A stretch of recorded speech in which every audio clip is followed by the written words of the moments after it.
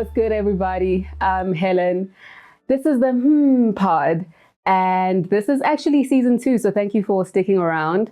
My guest today was just asking me if this is the first episode of the season, and it's very, very poetic, and I'll tell you why in a second. Please welcome KO. Salute. Thank you, Queen. Thank you for having me on your beautiful set. Thank you. And on this new milestone that you're on right now. Much success. Thank you. Do you know why it's poetic? And maybe you don't remember, but a few years ago, I got to live my radio dream.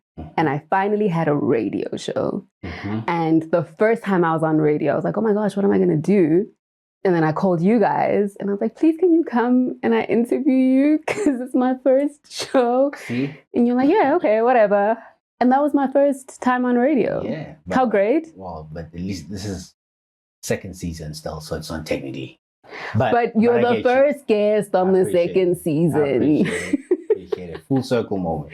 And to be fair to me, the first season was in between albums because you had put out SR3. Oh, yes. Which, I mean, that was 2022. 2022, yeah. So technically, you couldn't have been in the first season. Gotcha. I love that album. Do you like it? Is it your favorite? Because it's my favorite. I don't know. The correct answer is yes. SR3? Yes. You don't think so? No. Okay, rank your albums. Like, you've got 5 albums now, and we're going to talk about PharaCity in a sec, but 5 albums. What's number 1? And take me 3 to 5. Or take me from 5 to 1. Okay, can we just do 1 and 1? Let's do 1. Oh? Let's just do 1 instead of doing the whole ranking. Yeah. Okay. Because, I mean, some people might kill me out there. But it's your opinion of your own work. I mean, I think for obvious reasons and, you know, the fact that it's aged really well, SR1. But I wouldn't necessarily die on that hill as far as just me personally. But I'm asking you personally. Yeah, I think the correct answer for now. Let me go with the safest answer. SR1. This interview is off to a bad start, okay? Because I'm not looking for correct answers. I'm looking for what you think. I think I'll still put it there myself, right? But, and you're going to say, recency bias. I feel like with PharaCity, I was trying to challenge myself into more of like a conceptual album and probably maybe the most cohesive and being able to follow through with the theme throughout. And also I just love my own sense of comfort. Yeah. You know, like just the way that I come across on the mic on this album. And also I think just in terms of musicality, I probably pushed the boundary a little bit more on this one. Yeah. So for now, I'll say 1 and 2 is SR1 and then PharaCity. Safe answer. I mean, I hear your rationale and I'll take it. The reason why SR3 for me, and it's my own personal critique, right? So boom, we're leading with Sete.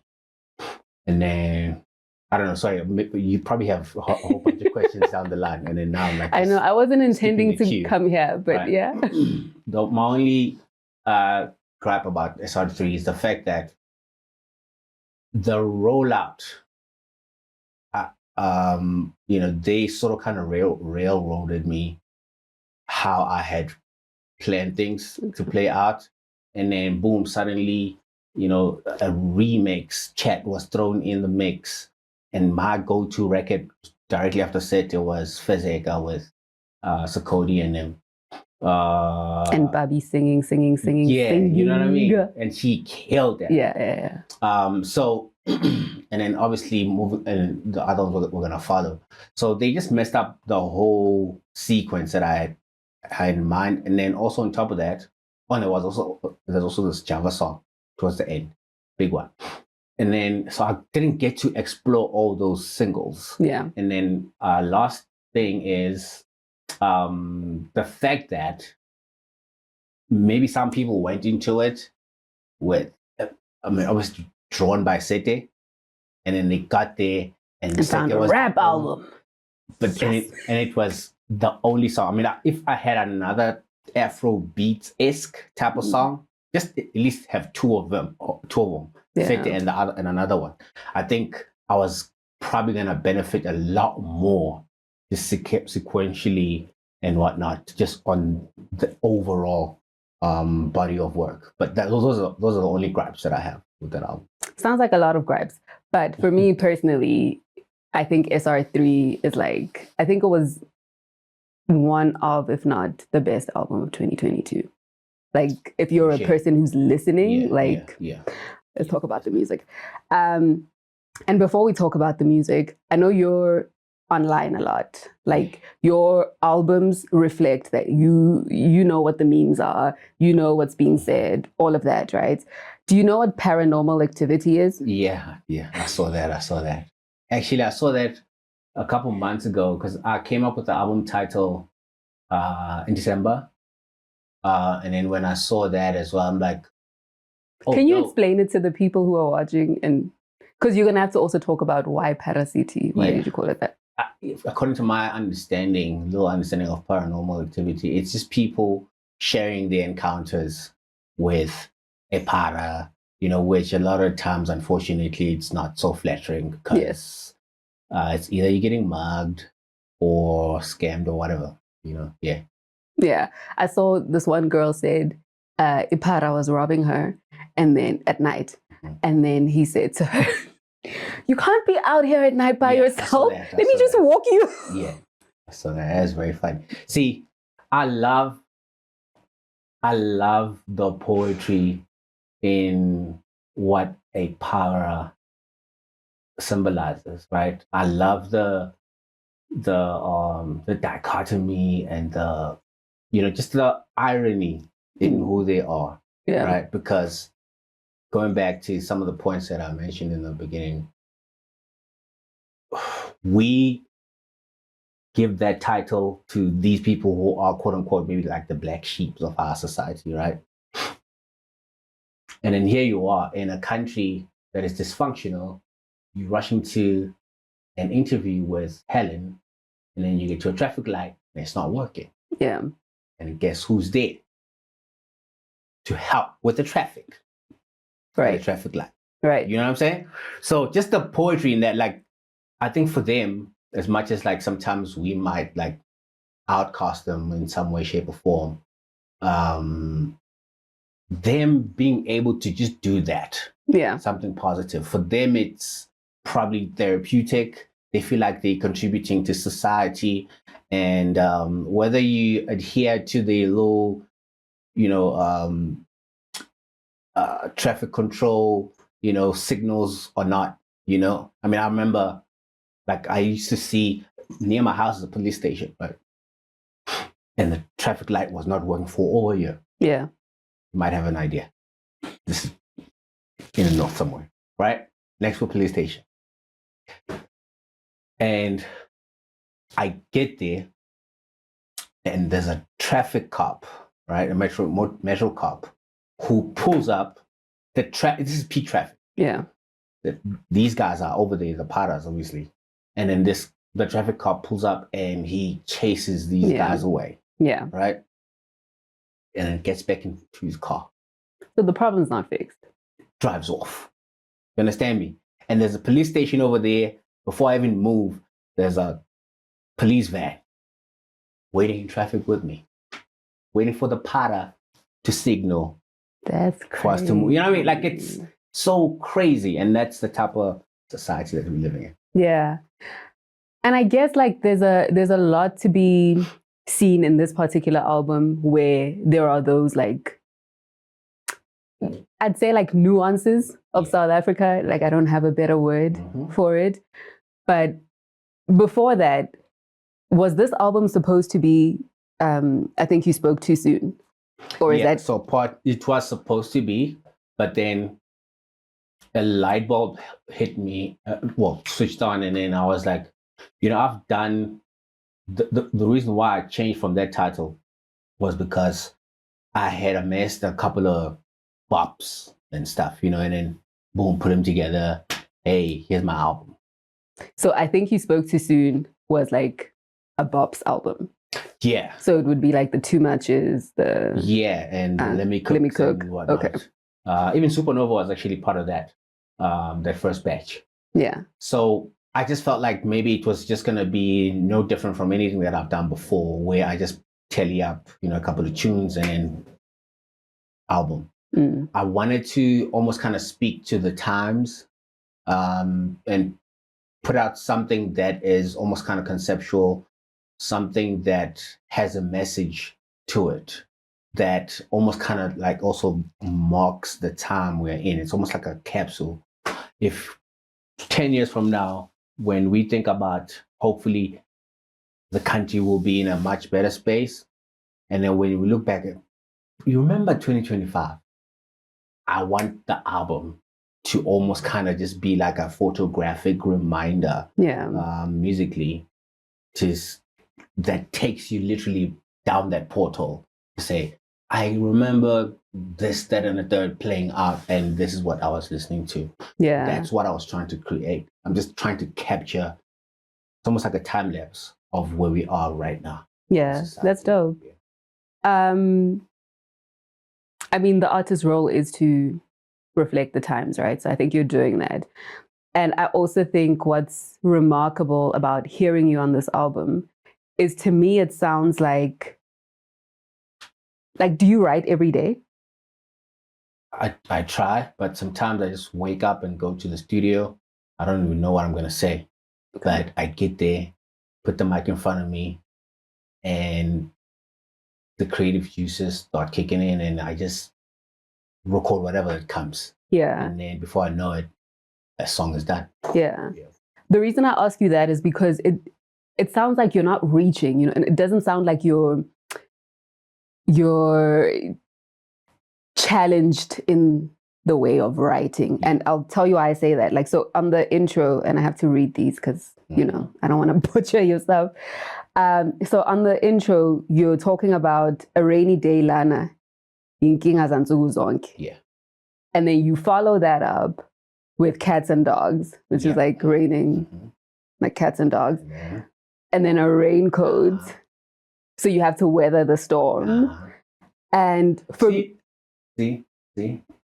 I think that's your camera. When people listen, right, and don't scheme through keep going. Yeah, but I wanted to specifically talk about that because obviously for a listener, it's like, wow, so great. But when you're actually writing it, what is the framework that you're using?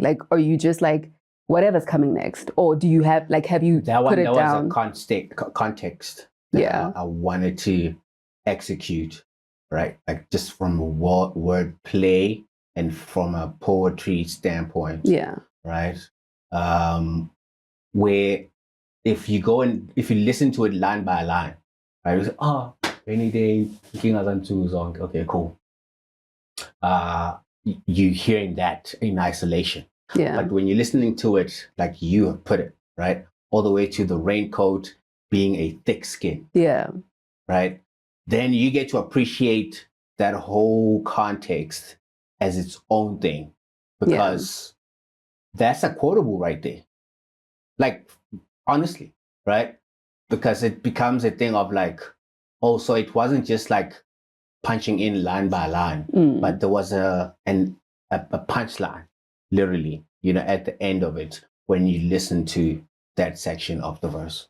Yeah, and it makes sense, realistically, right? If you don't have a thick skin, every day in this country is going to depress you, and you're not going to be able to weather the storm. Yeah. But more I guess maybe it's a very nerdy writer question. I was thinking about, at this point in your career, are you sitting down going, here is the framework and I'm inserting? Whole piece, I had to write that. That didn't come to me sitting in the studio as I was freestyling. No, I'm not gonna lie. Yeah. That came because I'm thinking when people listen to the first thing you hear is it's this intro. Yeah. So it needs to have all the nuggets, it needs to have all the Easter eggs and all the nuances and just the poetry that still makes it palatable, but there's also like just the genius in the creative thinking here. Yeah. And I think it's like the PharaCity intro is a great setup for Hush Money then, right? Because tell me if I'm wrong, but to me it feels like you're giving us an overview of the country, like it's a state of the nation type of scenario. And then when we get to Hush Money, I was arguing with someone about this, but to me it sounds like the POV of Ulova, who's on his corporate grind. Yeah. But it's also like, no, but it's you. Yeah. It's literally KO. Yeah. And I don't know if you're trying to hide in plain sight so that it's like, no, but it is a corporate guy. It's not me. Yeah. So in your own words. I like that.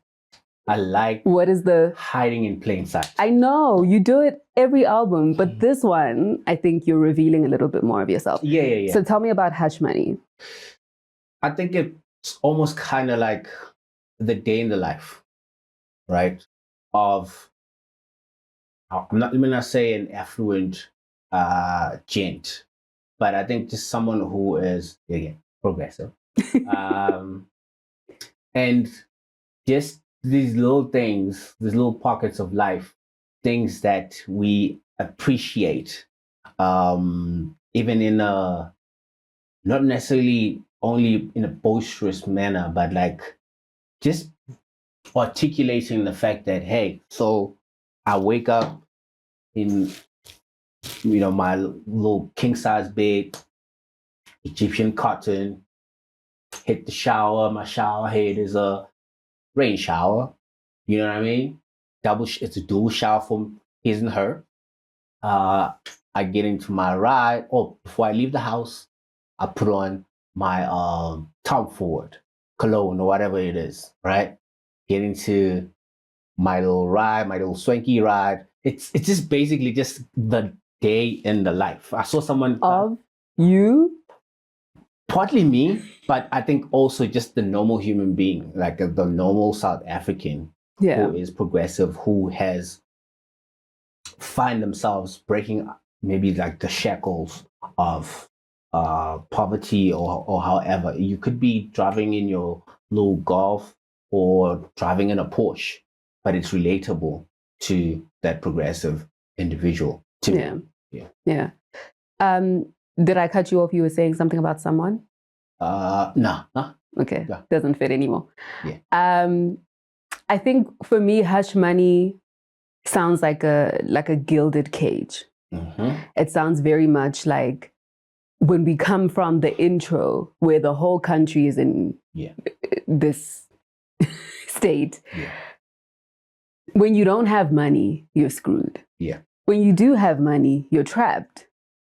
Mm-hmm. And even because you can't be obnoxious about it. Yes. Right? Especially considering what I just said in the intro. Yeah. Right?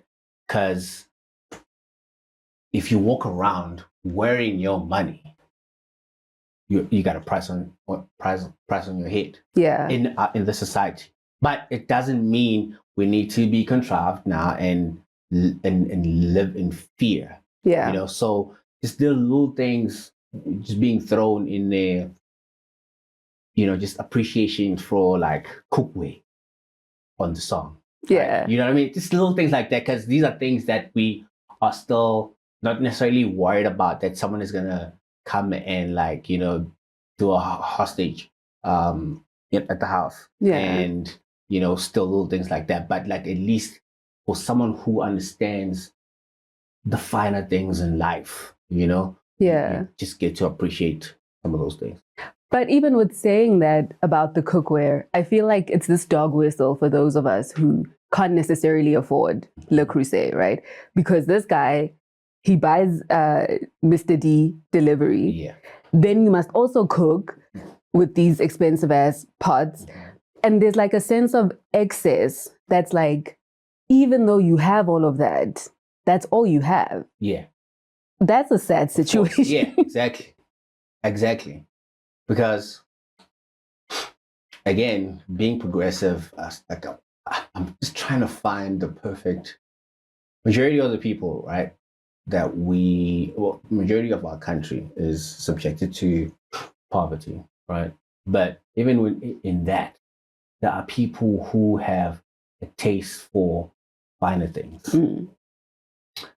You go to Alex right now, you'll find someone in a shack with a pair of Gucci loafers by the bedside, Yeah. Versace shades, and all kinds of things, right? And a plasma, well, I mean, a 100-inch screen on the wall, you know what I mean? And all types of LEDs, and you know what I mean? And it looks like, wow, these things are supposed to be in a higher, society type of situation, but it's literally in the heart of Alex. Yeah. You find people in Alex with Le Creuset type of thing, So we shouldn't be deprived, I guess, in our expression and then of Black excellence. Mm-hmm. But yes, there are priorities. You can't go park a Lamborghini in Alex. You can't live in a shack and drive a Lamborghini, which unfortunately does happen. There has to be priorities in what we do. So that's just maybe the miseducation part of it. Yeah. But in all of us, there is that aspiration for finer things.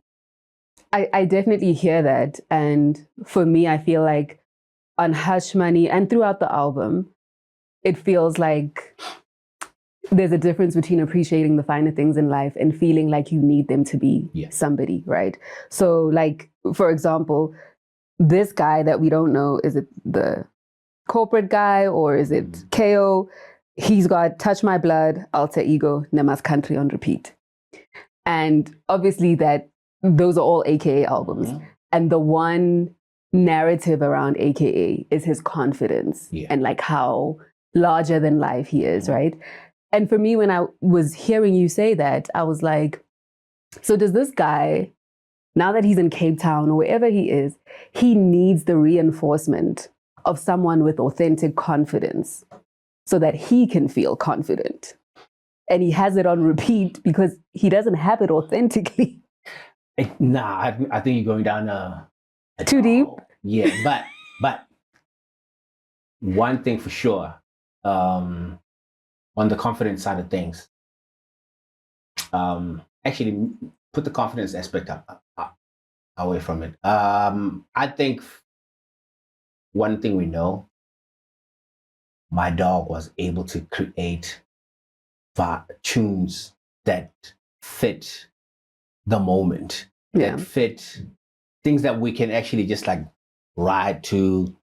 When you picking your outfit, he had those records that literally just fit every different setting for one's day. Yeah. So I think personally, with me saying that, it's because I know there are other people that probably would have his stuff on loop just by, this is how I start my day, type of thing, Okay. So it's not that deep in terms of like, where you take it. Okay, fine. I did also, you might say this is deep too, but I did also think about how when you're talking about yourself throughout the album, right? Or when you're talking about a rapper's lifestyle, so much of that is similar to a fat cat's lifestyle as well. Mm-hmm. So they, like how the whole thing about like the rap cats, and is it the fat cats? I don't know, whatever. Like the rich people want to feel like the popular people, basically. Mm-hmm. Yeah. Okay, so let's talk about my living. Do I want to start there? What was that? Yeah, that was one of the last records that I actually recorded on this album. And I think if we're talking about the concept of PharaCity, I don't think it gets bigger than that character. Yeah. Obviously, we saw that clip, it's lingered, within, the Black community for years. Yeah. As daunting and as haunting, as traumatic as it sounds, it almost kind of feels like right now it's probably even more pertinent because these are things that we are literally subjected to, those type of individuals. Yeah. Right? But then me as an artist, you know, like the same way someone might try channel Scarface as a rapper, whether like you are Nas or whatever, right? The way that they used to execute a character, for me, that's what I was trying to do over there, but not in a gruesome way. I wanted to portray a hip hop version of Maleven, right? Just the fact that I don't ask for what I think is what I rightfully deserve, I take. You know, I don't ask for permission. I might ask for forgiveness, but like, that is just my mantra, you know, ever since I started in this game. And also just reflecting on thinking less with what is morally correct, but just getting my point across uninhibitedly. Yeah. You know, and because I'm trying to get to a landing point where that's my destiny or whatnot. And my Maleven is basically sort of kind of, you know, the same. I draw those parallels between myself and that type of individual because as much as, yes, he does these gruesome things, but he's, like he says, he's just literally trying to survive. He's trying to feed his family. You know what I mean? Even if it means him losing his life in the process or, you know, going to prison or whatnot, you know, but that is just who he is. And that's his way of coping with the challenges of life and the society. So to me, within a lyrical context in hip hop, just being nerdy about it, that's what I was trying to channel. I hear that. And you know, I've got asterisks and things. I mean, so first on the song, when you're repeating my level, are you also saying my level? Just my level? See, the thing about art, right? Yes. Yes, cool. Maybe the creator has one dimension or two dimensions when he portrays something. Interpretation also comes from the consumer as well, you know, to say, hey, I think this is actually where you go. This is maybe also where you were trying to take it. So I love these multifaceted interpretations.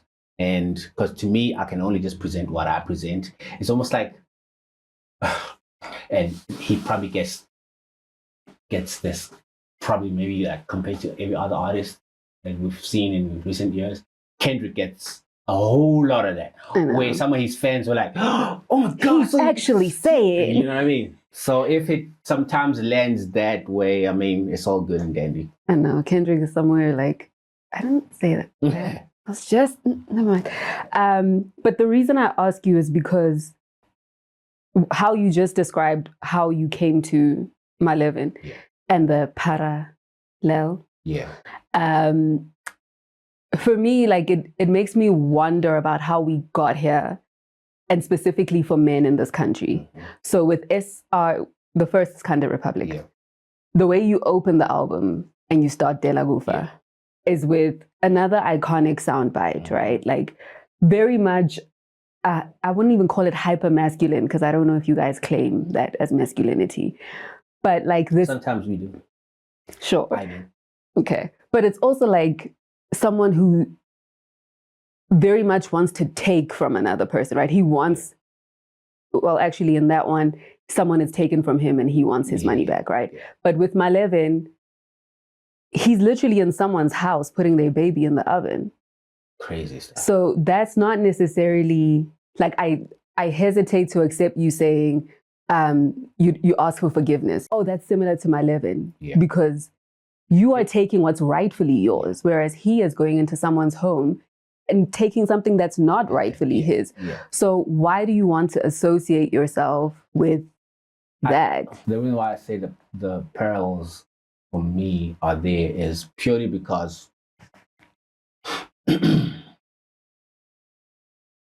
sometimes for people to give you respect, you literally just need to push certain buttons. Mm-hmm. And even if it means stepping on a couple of toes, that's how you go about it. Mm-hmm. So yes, I mean, in my context, it's very lighthearted, very surface level. It's very dark on his end, right? Because now that puts other people's lives, at stake and whatnot. So that's why I took the stench of just that dark energy that he's portraying and just trying to play it in a light-hearted premise. Yeah. But that's why I'm saying the parallels for me that I was drawing from that character and how he views life is something that I also feel to me in my own life, my own personal journey. Some things you just need to just get out there and just grab them, Yeah. because no one is going to give you flowers, especially in our country.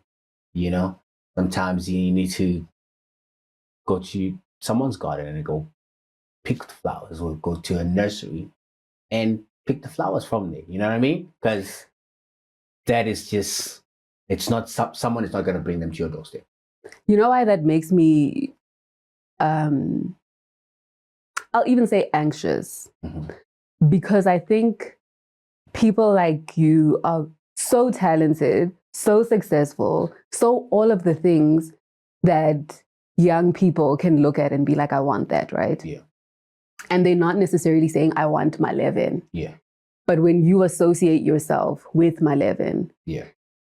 and the idea that you can just take what you want from people, like for me as a woman in this country, every day is like, it doesn't matter if you send your location to your family. It doesn't matter that you're meeting this guy and he seems cool. It doesn't matter, because when they're growing up, they're going, no, but I can just take whatever I want. Yeah. So that's why, like, I'm not saying everybody needs to be a role model, but I am saying that we're all role models, whether we want to be or not. And it makes me nervous to see you like... I don't think it's also fair to the creative to expect, like, for instance, I mentioned Scarface, right, as another character that other people, or Pablo Escobar or El Chapo, you know what I mean, where people actually try and channel that. Yeah. It doesn't mean that, well, if you're gonna say, yeah, so because Pablo is my role model, I'm a drug dealer too, or whatever. Clearly, that's not what I'm saying on this particular record. Yes. Like I said, it's put, you can literally read through the lyrics word for word. I'm putting it in a light-hearted context, but I think as gruesome as his context sounds, mine, the hostel, the parallel. That's why, to me, even with the album title, PharaCity, I call myself a Phara. Why? Because, yes, cool. You have these people that are, like low-class citizens who are out there as, whether they're homeless or whatnot. Some of us come from that same space. And you have people in government, high level, social figures, who are, if a Phara is known for stealing or partaking in crime, then Naba I'm a Phara. Yes. Do you understand me? To me, agreed. That's why I'm saying I also include myself in that space, because if I have to, because a Phara is not necessarily someone who's only a thief. It's not only someone who partakes in, substance abuse. Yeah. They are trying to find a way in life, whether they want to just get a pair of shoes, if I need to go and do something, if I need to go cut someone's grass, you know, for me to get the little 300, I can go to Pep store and buy some slides type of thing, you know. This is how I think South Africa is now. A means of survival is, let me give a bit of me over there so I can get what I need type of thing. And there's a facet of paras that are like that outside of just like the ones that do unflattering things. Yeah, I agree with you that a lot of people who don't fit the para profile are exactly that. And I also think you are very aware of, I guess, like the trajectory of taking what's not yours. Because Pharadise, is you describing the scenario where there's this break-in and this man is like, oh my gosh, my wife, all of these things, right? But maybe before I say but, why did you want to follow Malevin up with that quickly? Exactly that. Because now, that is now the dark side. I gave you the almost kind of dumbed down version of what, and this was a recreational lyrical exercise on the Malevin part, to not necessarily make it seem like I'm condoning what the things that he's saying. And then you get to Pharadise. Pharadise is now me in character as well, talking about someone who is at the crossroads of life. That's why even the video is the way that it is, because now I am literally a para, or I'm literally someone who is knee deep in an environment where I for starters, the alliance where I'm talking about the fact that maybe I might have been, you know, I got entrenched. Is it re-entrenched? Entrenched, right? And then unemployment, having lost my significant other because she betrayed me, did XYZ, or coming across a certain way to my significant other because I can't provide for them. You know, these are literally, or like also a situation where there's a hostage situation in the house, there are burglars, and then there's all these other things happening, and you're just hoping and praying that they don't resort to the worst crazy things, you know, to your partner. Being helpless in a situation like that because there's a gun to your head, XYZ, you know. So I'm like literally just now unpacking what I am subjected to, you know, and also the people that I see around me. I see the substance abuse. I see people who think they know it all, making bad decisions because they're trying to impress friends and all that. So I'm just basically just like trying to take you through, again, being in a township and being exposed to an environment like that. But now I'm saying it in first person. Which is smart. And I think what artists are able to do better than most of us is like have empathy, right? You're able to walk in another person's shoes, which is why I will double down to say it makes me nervous when you champion a Malevin and you know that there are. I heard you. I'm just going on record saying. Then let's not watch these action movies. No, that's not quite the same. And I know like American artists have made the same argument as well. So I get you. And I hope that the people who are watching are also like, gotcha. There are consequences to things. So watch the whole movie, not just the part where he's cool. See, I love the fact you mentioned consequence. Yes. One of the things that I said about Malevin, sorry, my phone keeps going off. One thing about Malevin is the fact that he knows that he's either gonna die or he's gonna go to prison. He knows it's a dead end. But for now, this is what he has to do, right? While he has an opportunity to acquire what he's pursuing. That's him. That's his ill will, XYZ. Now the issue of consequences, again, in our country, unfortunately, if we're talking about questionable things being done by certain government officials and they just move them from one position to the next, the very scenario that I mentioned about a taxi driver cutting through traffic, there's no consequences. We unfortunately now are living in a country like that. Yeah, which is also levels. Because the consequence or results, rather not consequence, of someone violating you will live with you forever, even if that person goes to prison. So I want to be very clear that don't do that. Yeah. Don't violate people. So on a much lighter note, you know how South Africans are always shocked, like every year. Like we're like, oh my gosh, it's so cold. Every year. And I feel like listening to not how you write, but how you sound on this album. Like you're playing a lot in the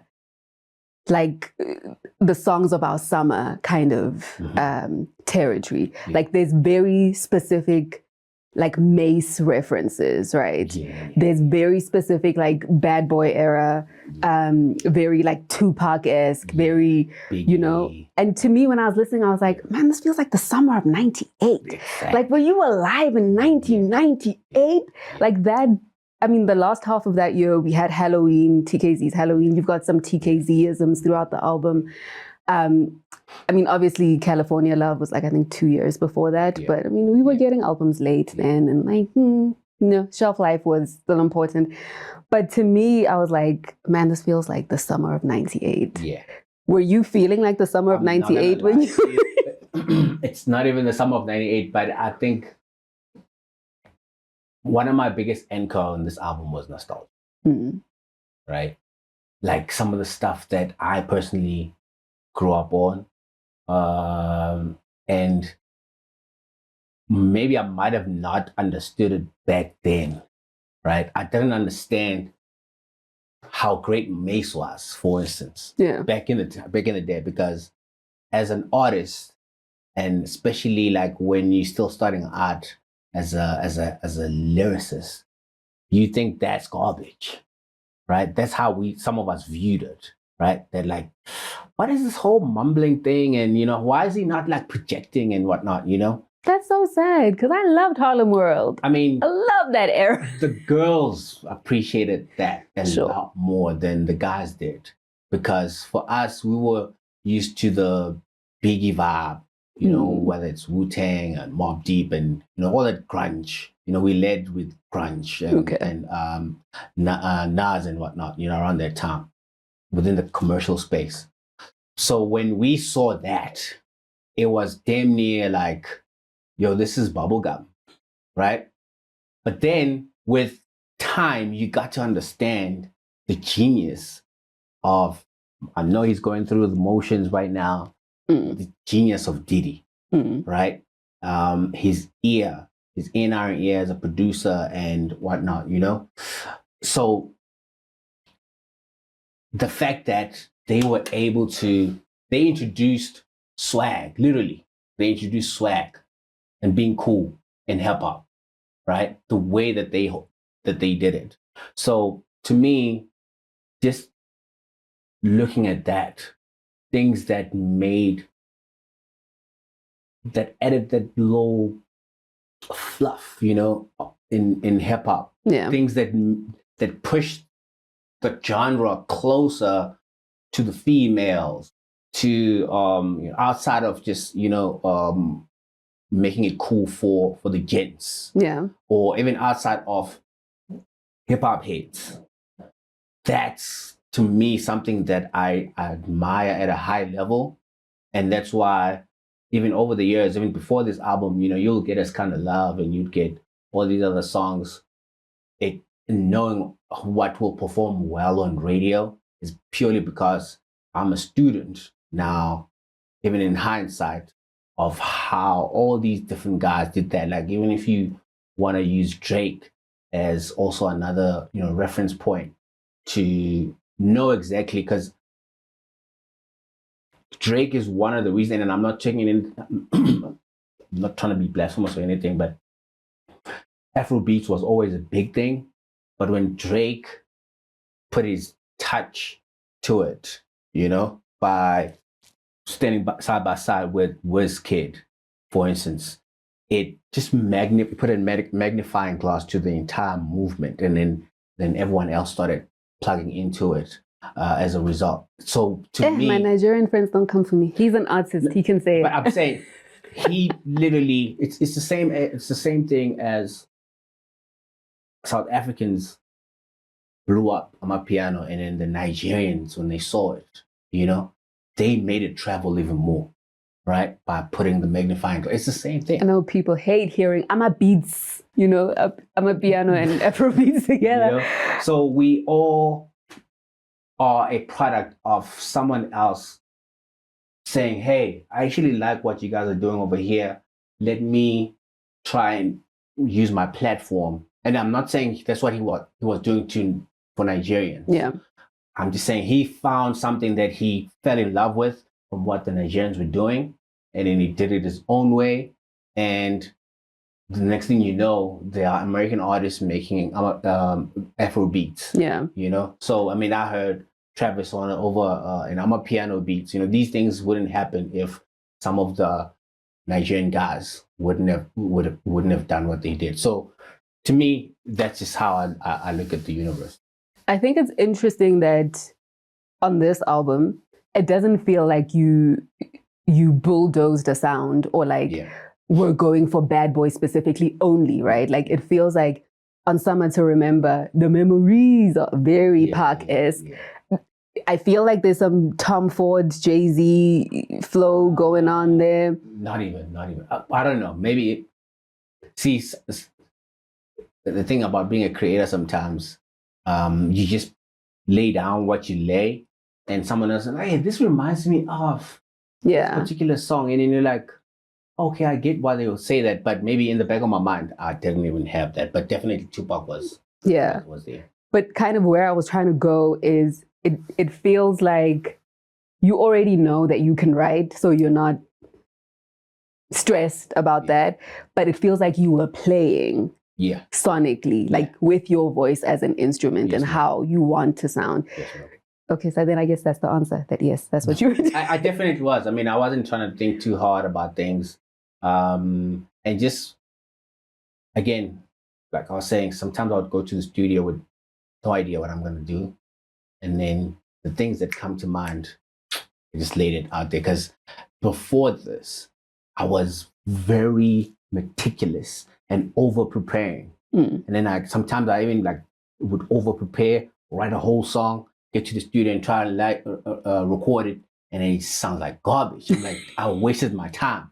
How about sometimes I bridge the gap and just do this thing in the studio, like in real time, see how that goes. And then I would do that, and it would come out the way that I'm like, okay, cool. Maybe let me actually try and do a little bit more of this, because it just makes it more natural. Because the thing about it is, with music, you gotta follow your gut feeling and be able to, like they say sometimes with being a creative, the first thing that you hear, the first thing that comes to mind is usually the right approach. Yeah. Is usually the perfect approach. But then you start overthinking, okay, but that came too easy. Yeah. Let me put in more effort and think a little harder. And then now you start complicating. Yeah. I've got 2 more songs I want to talk to you about because I know we're going to run out of time. But I did want to just mention that POC made you like this. Oh, yeah. For sure. Mischief and Ammunition made you like this. And who else? Pro Kid, Magazine, Squatter Cam, Kuku Function. I love that line so much. It makes me so happy. And when you say like this, what is the this? Made you like how? Bro, killing me, guys. Like all these things when I was growing up watching these guys doing it in like on the TV screen, when I was back home. watching PharaCity City. I remember the one big thing that they did was that one record where they were paying homage to Madiba and stuff. That was so excellent. Cool. Finally, your black Come on now. press. See? Revealing my age here. Right? That to me, it just put the battery on my back to say, hey man, I can also do it at the level, because they were also well-traveled. You know, even back then, this is like in the 90s. They were well-traveled. Yeah. You know, being able to do take on stages, you know, abroad.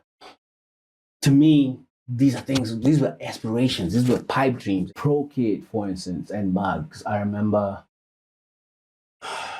now coming from Amu and them, you know, because I'm like, oh, damn, so Amu. Actually, the first rapper that made me literally want to pick up a pen and a pad, a South African guy that made me want to do that. I heard a tape, was a compilation that they did back in the day called Motherload. Yeah. And Amu had the lead single on that. I think it was called Skills or something. Yeah. That record.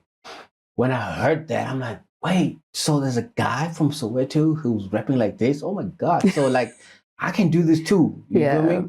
And then boom, couple years later, there's now Mischief, you know, who's doing it.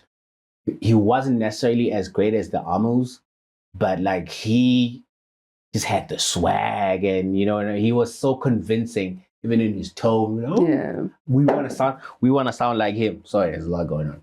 Today, Jay, everything's falling. I know, right? We were now starting to channel that. And then it all comes full circle when Squatter Camp gives us these bops. And this is being done in Vanek. Yeah. Now we get the bops. So, okay, cool. So now we can be commercial and make people dance and turn up and whatnot. And then the final tier for me that literally made me who I am now, when a pro kid comes in the picture.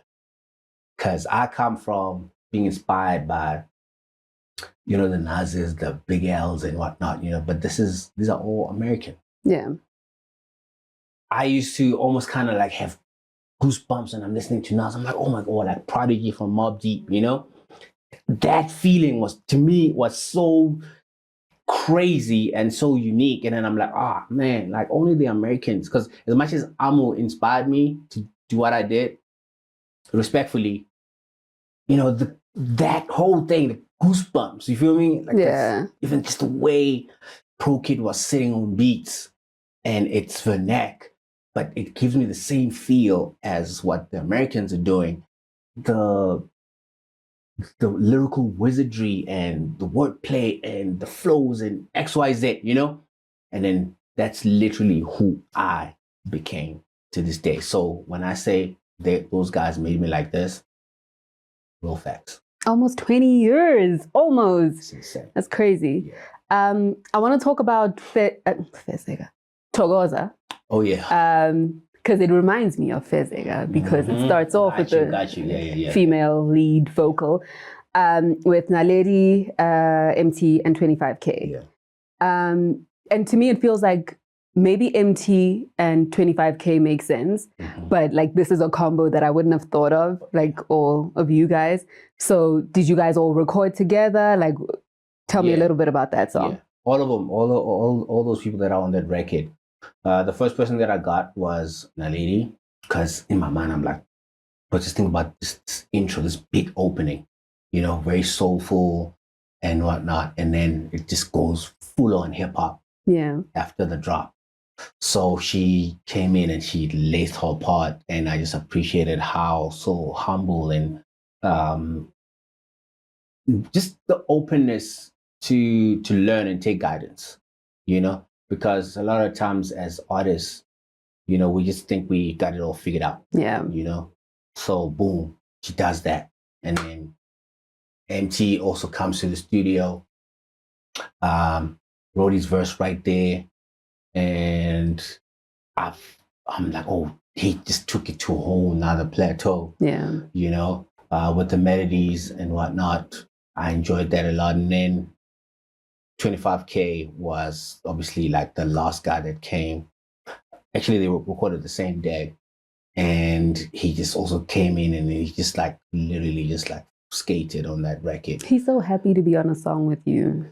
I mean, yay, he wants us to know. I thought that was so cute. Yeah, like, oh. it's so dope, man. Because I mean, like you need to think about it this way. Like sometimes you might live on the competitive side of things for so long. Say everyone that I get on a song with, you know, you're still leading with competition, but at the same time, you forget that, bro, like you've been at this for years. Yeah. Some of these guys, when you started, like they were babies.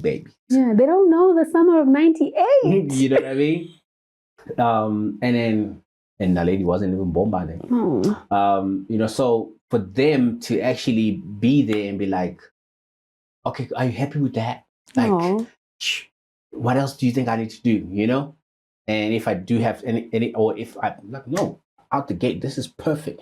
You know? So I guess it's received in a way that there's the gratitude that doesn't only come from, oh yeah, so I'm with KO or whatever, but it comes from a, wow, I used to watch Mans on TV and now literally in a wheelchair asking for a chance. You know, and now literally, so sometimes I do forget maybe what I mean to certain people. Yeah. Because, you know, one always leads with humility and things like that, you know. So I just I appreciated seeing and hearing some of those things from some of the kids. Yeah. One thing I wanted to ask you about, because I think part of why people look up to you is because they see you on the up and up, right? And you had like instances in your 20 almost 20-year career where you've had to like be vulnerable or whatever, right? But when you say come back swinging when you think it's chai, can you tell me about a moment where you thought, I lana ngati it's chai for real, and you had to come back swinging? I guess, I mean, you would say maybe just like that era between 2016, 2017, partly 2018, where I just felt like I was just enjoying bad press. And for context, this is after Cash Time Live disbanded, basically. Yeah. And I was just feeling literally like vilified, you know?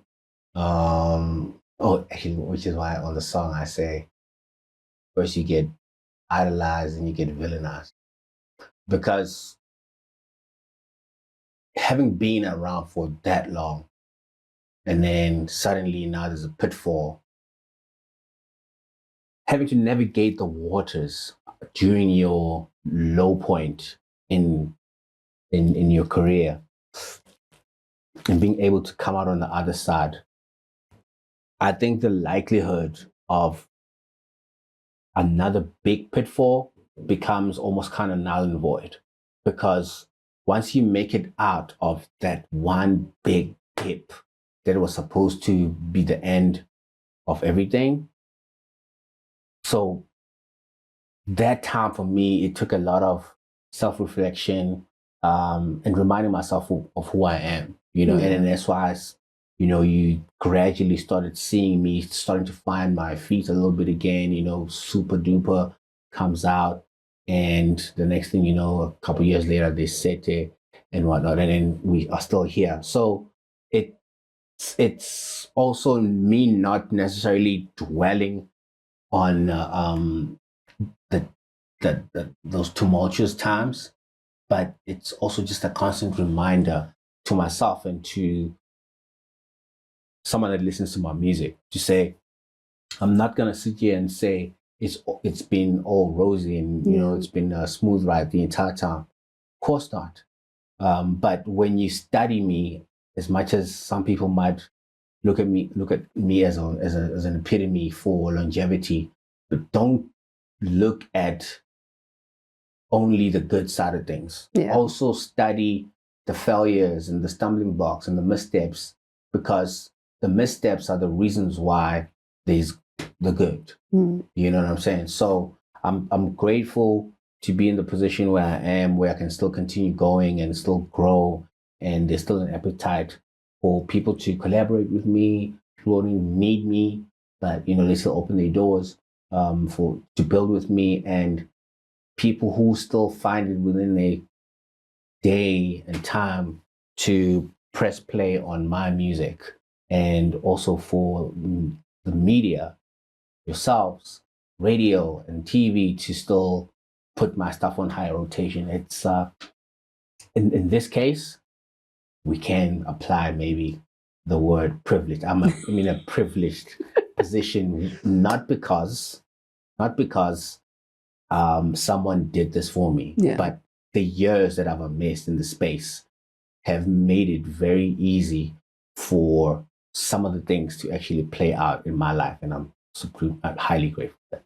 I mean, full circle with the privilege, ending on gratitude. Like, I feel like this is the perfect place to stop. Thank you for coming to hang out with me. Let's continue to have more conversations.